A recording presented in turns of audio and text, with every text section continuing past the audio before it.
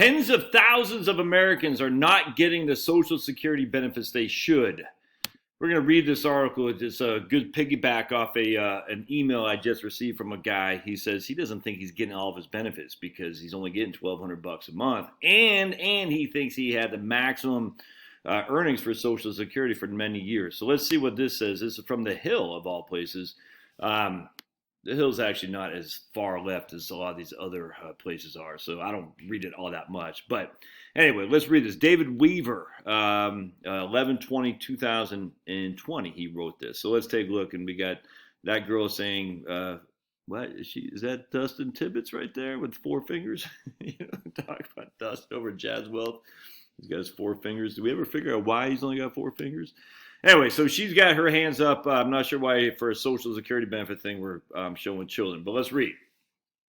Each November, the Social Security Administration releases this agency financial report. In the last several years, tucked away in the back is a discussion of potential entitlements. This is language the agency uses to describe situations where individuals should be receiving benefits but are not because of agency errors or because individuals are unaware of their eligibility. An important example will illustrate. In 2016, the agency discovered that due to computer errors, but the voting is fraud-free. There are no discrepancies. More than 20,000 children per application were not receiving their own Social Security benefits. Okay, that's why they're showing the kid. Children are eligible for Social Security in the event a parent dies or becomes disabled. Since this era was long-standing, it means, as an illustration, nearly 200,000 children in a 10-year period missed out on benefits they were legally due.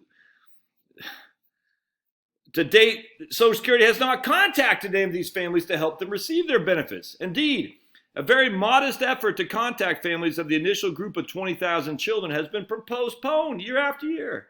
The case of children missing out on benefits is just one example. There are many other examples. I'm missing benefits for my child, Pablo. In 2016, the agency reported there were 80 categories of individuals missing out on Social Security. We've talked about widows a couple times on this channel, retirees, spouses, and children, as well as groups affected by Social Security provisions such as military veterans. And Social Security Administration has made very little progress in helping these groups receive their benefits. The level of incompetence of our federal government, man. I'm sitting there thinking, and we want single payer.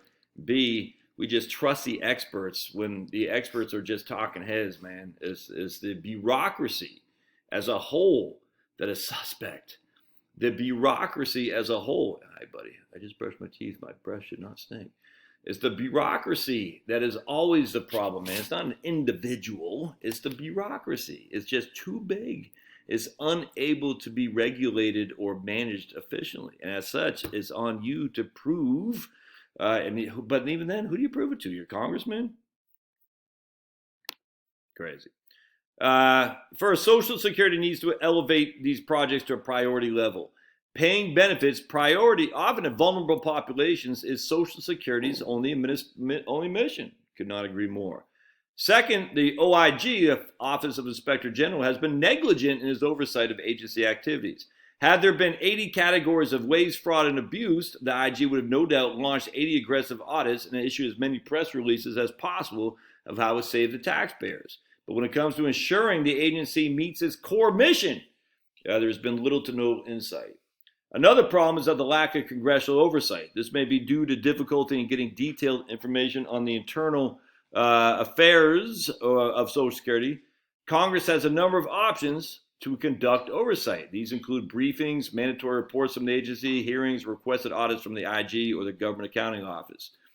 In addition, Congress may want to make structural changes to the SSA. One possibility to create within is a benefit advocate, just as the IRS has a taxpayer advocate.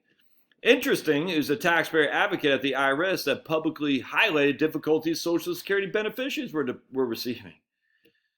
The advocate would offer needed balanced discussions of admin issues. Okay, Congress should, we're talking about what they should be done. Social Security is the domestic program of the United States. It's the largest program in the United States and it's the gateway to another large program, Medicare. As a crown jewel of America's public programs, this administration is worthy of some renewed attention from Congress. Yep. The thing is if you're relying on big daddy government to provide for you, you're wrong, man, because it's bureaucracy. I mean, it's not just like they're evil, it's just incompetence.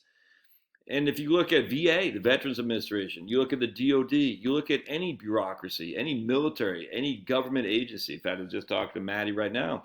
She's going on getting an internship at a private company in Japan. The private company is on it like white on rice to make sure she's golden. It's her bureaucracy at the university that's taking the time, because there's just no sense of urgency. It's just not. It'll never change, my friends. It's frustrating.